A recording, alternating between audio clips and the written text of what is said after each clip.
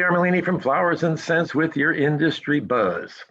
Today, as you might expect, we are interviewing Flower Circus. Flower Circus is a Dutch company and marketing company with a bunch of crazy guys that run around doing silly things and marketing your flowers. So let's find out what they're up to.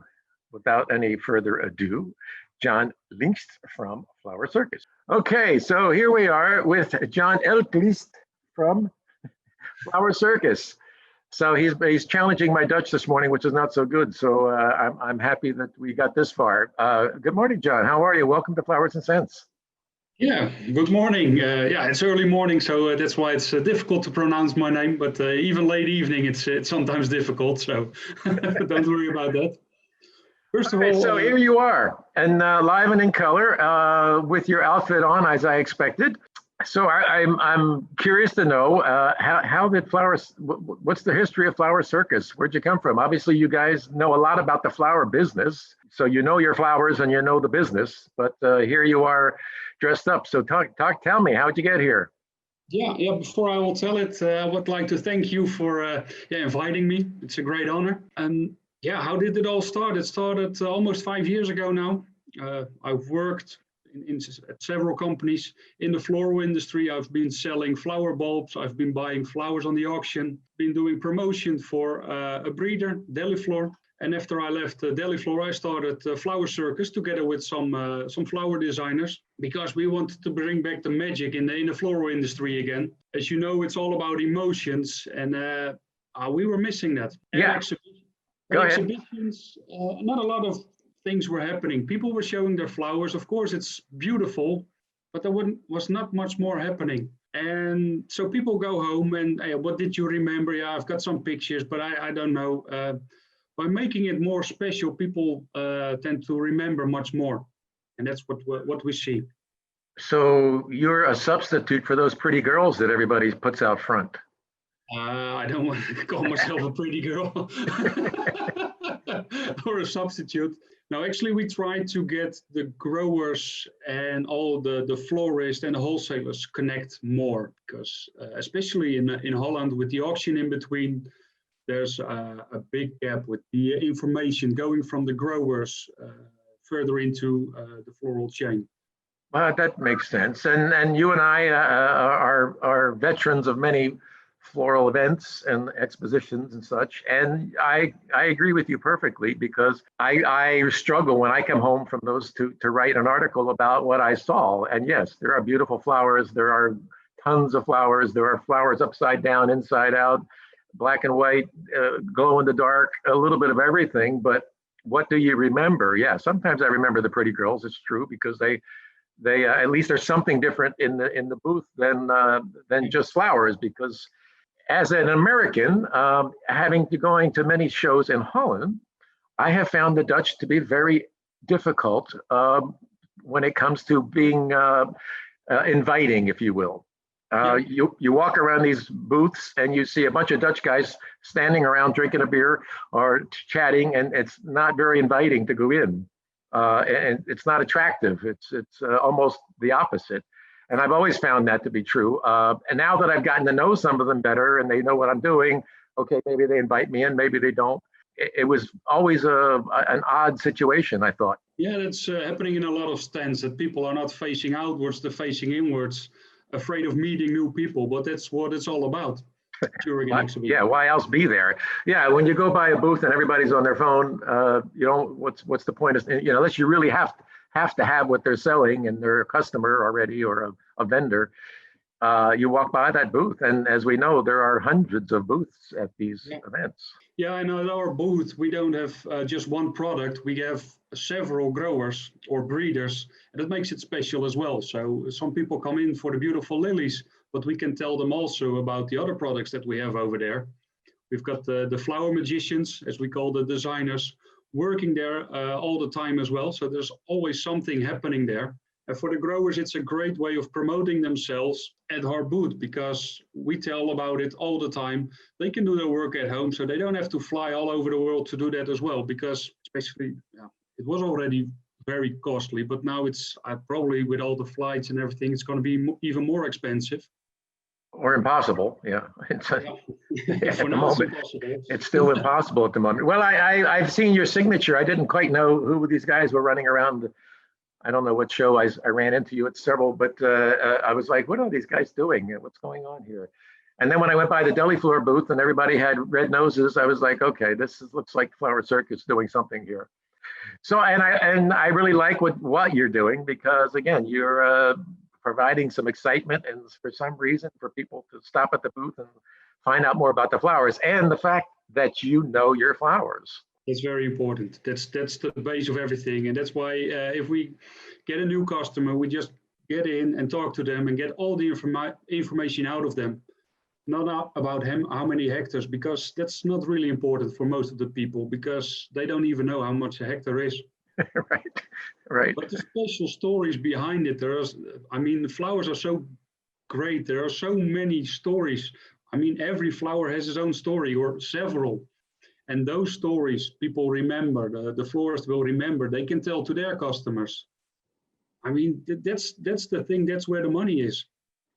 Yes, the flowers have history on their own, as we well know. As I compare them to whiskey all the time, they're seasoned. They've been taken a long time to get from a seed, an idea, to a production product that's actually sitting out there, and you can buy it.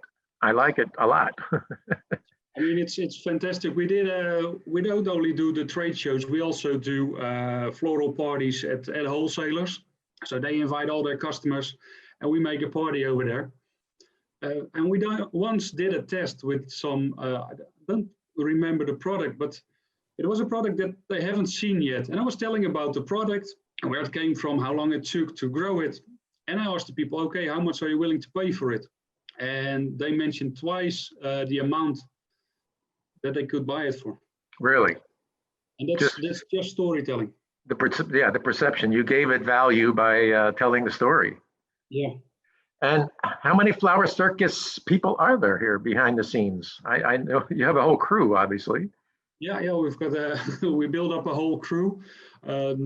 We've got 8 designers now running around, and we need to have those designers. Normally, when we're traveling all over the world, they are also doing other jobs. So obviously, we need a lot of them. And I've got 2 people working on online. That's something we started 3 years ago now. I hired the first girl 3 years ago to be more present online, and yeah, that saved our business actually. Yeah, now it's all online. Indeed, we are. Here we are, you and I. And as I've said to many of the people that I've interviewed, this works really well.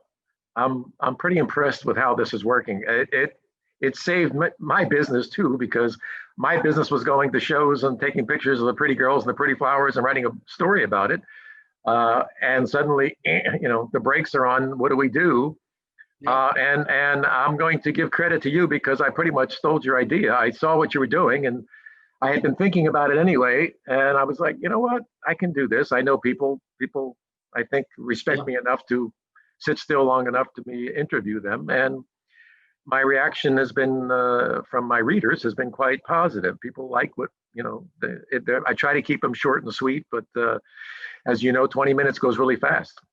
Yeah, it does. I mean, I personally still think it's second best doing the online thing, but hey, there's no best at the moment. So we need to do this, and you do a great job doing the interviews.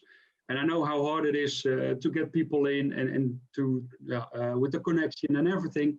But it's something we need to connect with each other, even in those, or even more than ever, during these difficult times, to help each other out and give each other ideas as well.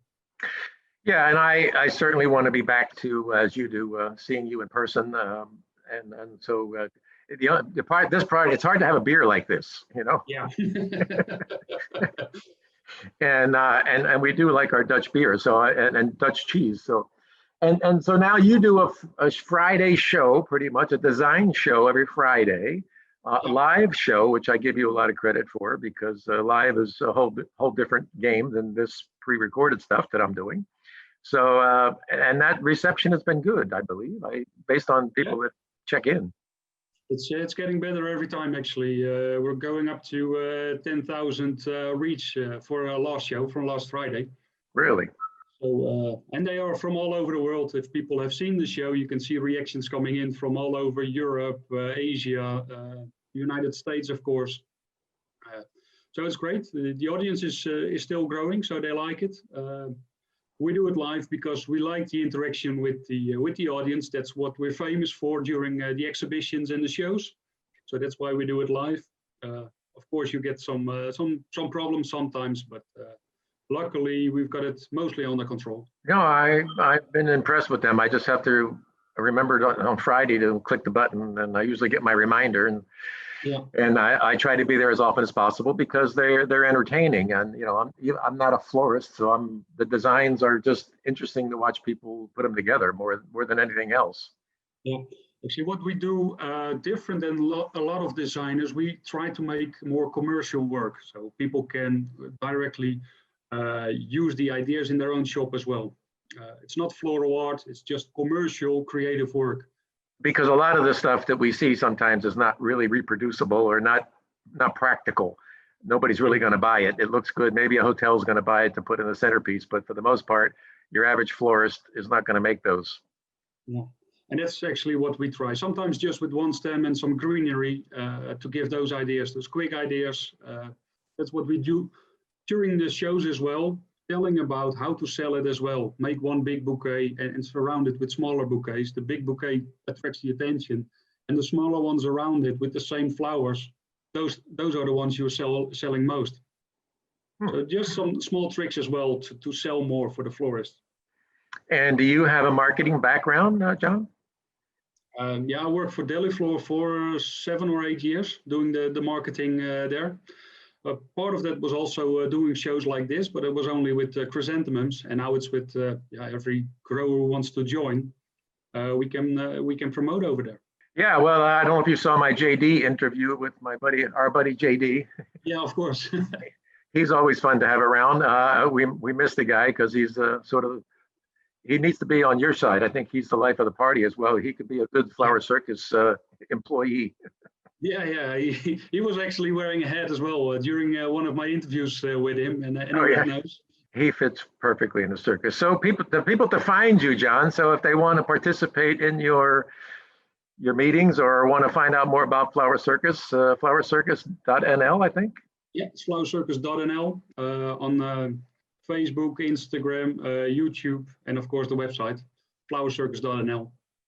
Okay, and I'm happy to see you wandering around there, and you got your dolls there. I know in your first meeting they were hammering next door in the first couple of meetings. They were jackhammering the floor. So that's the challenge of being live, I guess.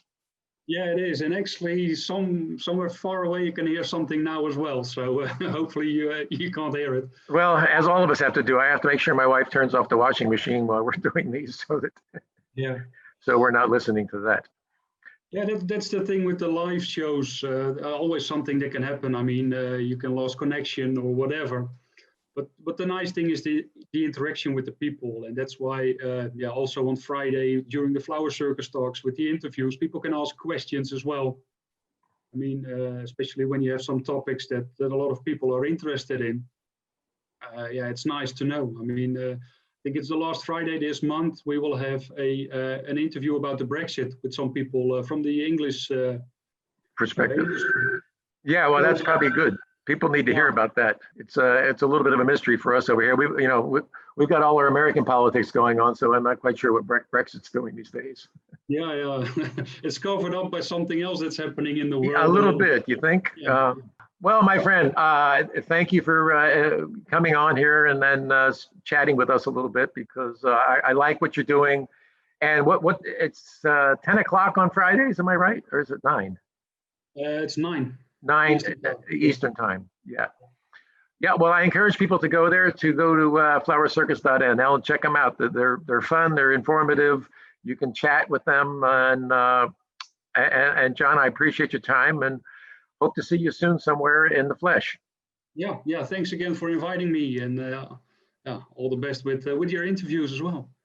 I'm keeping them coming. I keep some more. I got some more lined up. I think I got some good ones lined up, and I'll keep doing it until they turn me off, I guess. So, John Elgist, which is probably wrong. I thank you for your time, and good luck for Flower Circus. Thank you very much.